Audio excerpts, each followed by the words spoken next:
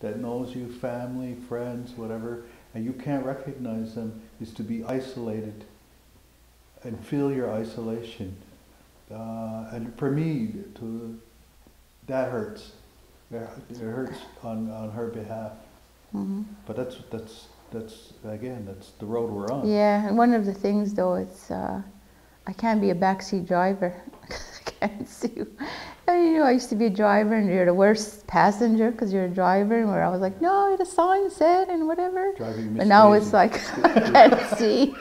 Oh, it's so hard, and it's like, oh, I'm losing every argument now about where we're going. Okay, if I could just get back to one question that you could elaborate on, like we're talking a little bit about your family when you told them. What was the reaction? Because I feel it's important for the community when they're going to be watching this to know what your family's reaction was. So, if you don't mind, can you explain about that? Well, you know, everybody goes through their own, how do you say, grieving process, I guess, for each one of them. It's acceptance and anger and, you know, all denial. Everybody goes through it, and they were all going through it differently. I think we're all at the point where, well, younger ones, teenagers, I get the feeling that they just say, oh, it shouldn't have happened, or why did it happen? You know, still in kind of like not acceptance yet.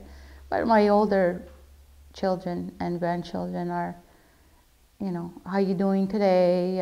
Oh yeah, you're going to the doctor. Let me know I can help you. And one thing about everything that happened in my life that I needed my family, I did just a phone call away and they'll come running, even if they're at work.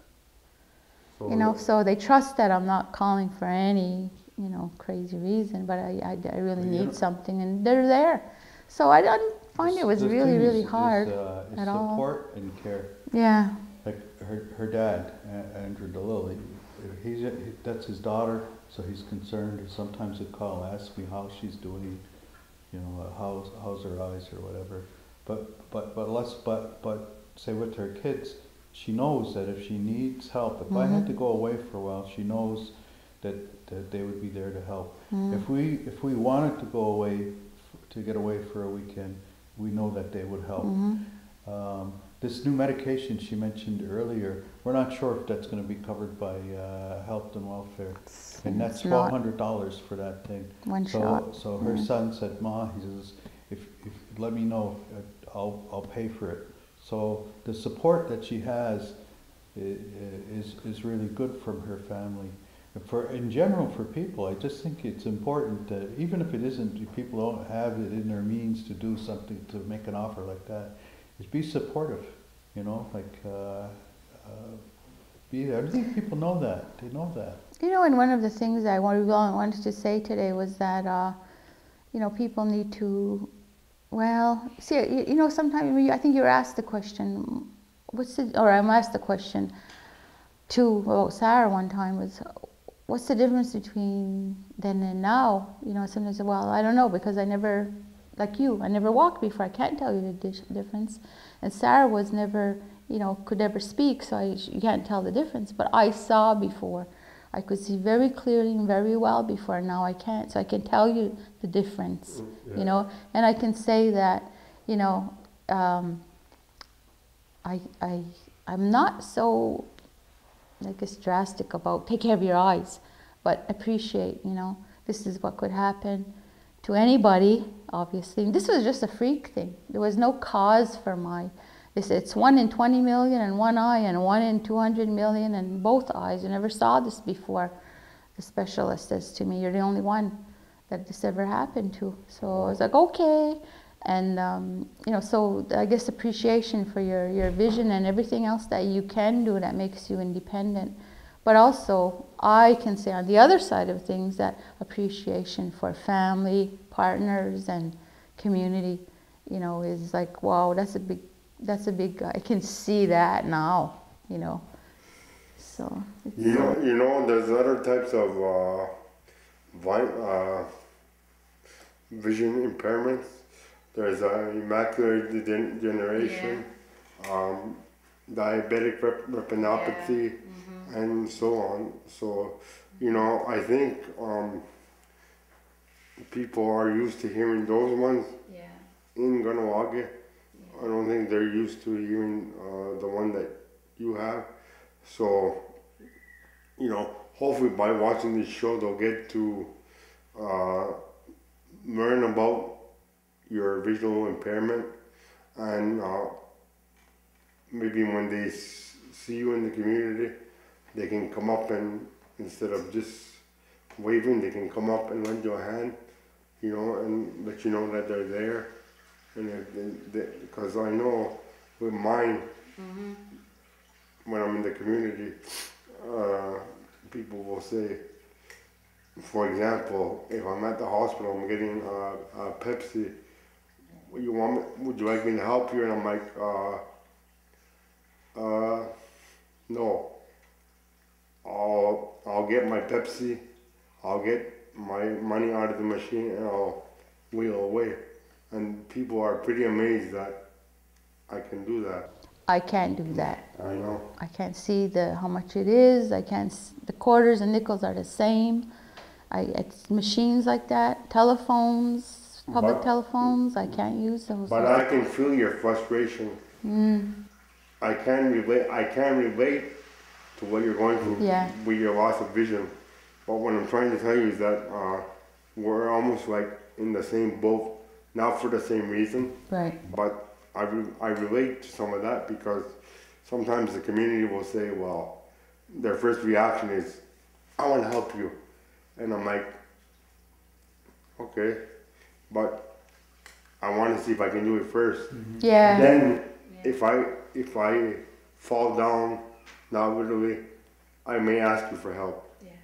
You know, Ganawag is really good in that way. Yes. To lend a hand and all that kind of thing.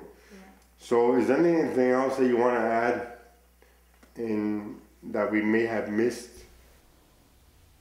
I haven't met, I've come to know more people in Ganawage.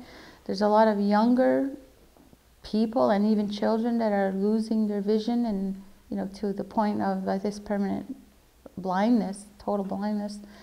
And I, you know, feel for them. I don't know how dependent they are on, they must be as well, their family and services, but just to be aware that they do exist. I've become more isolated in my home, and people have grown to be that way for a long time before me.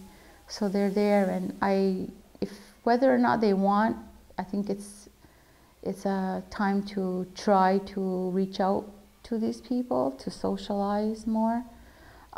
Consider when you do have an event that there's people, maybe especially older people, have a lot of macular degeneration, and they will not say, but they can't function very well, and to be aware of that there are people with low vision in the community that might need special things to help them to function in social environments.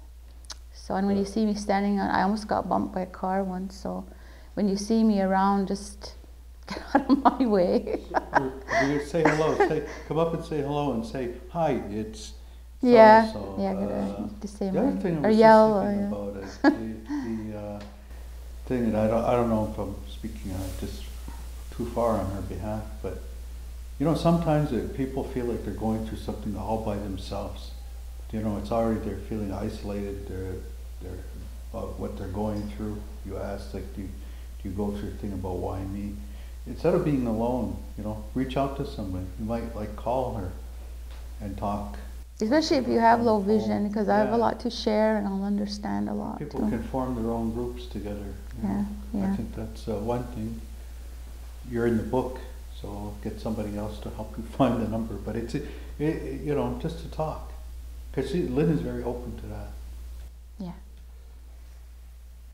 I'm gonna be very honest with you here. When I was setting up this interview, I was kind of nervous to give you a call to set up this interview. Not because of I know what your reaction would be to do this interview. I just didn't know how to approach it, you know, being that you were just recently diagnosed.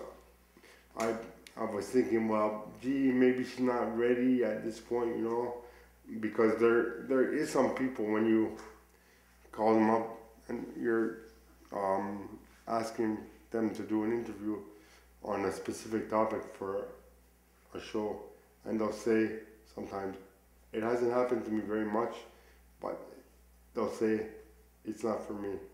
So I was kind of weary to call you up, but I'm glad I did, because I knew that you would be open, but it was just me. I didn't know how to approach it, but I'm glad I took that risk. And because I took that risk, the whole community will hopefully benefit. Thank you, Mike. Thanks for calling. Yeah. Yeah. So I just want to let everybody out in the community know that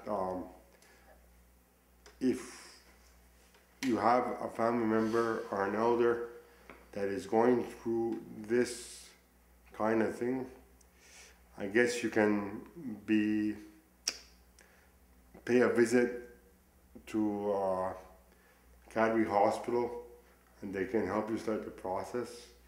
From there, like Lynn said, she was referred to the MAB Mackay, and they can help you with low vision type things like those glasses that Lynn was showing you, and the like. We've come to the end of another episode of Walk in My World. If you have any comments or questions, you can email me at walkinmyworld@yahoo.ca. Ona. More than 14% of all Canadians have a disability. For Aboriginal First Nation Canadians, there are 33% of people living with disabilities. People living with disabilities are subject to exclusion, poverty, and isolation. There are higher rates of depression, suicide, violence, and abuse for people with disabilities. We know that for Aboriginal Canadians with disabilities, all these rates and percentages are even higher. Statistics according to Independent Living Canada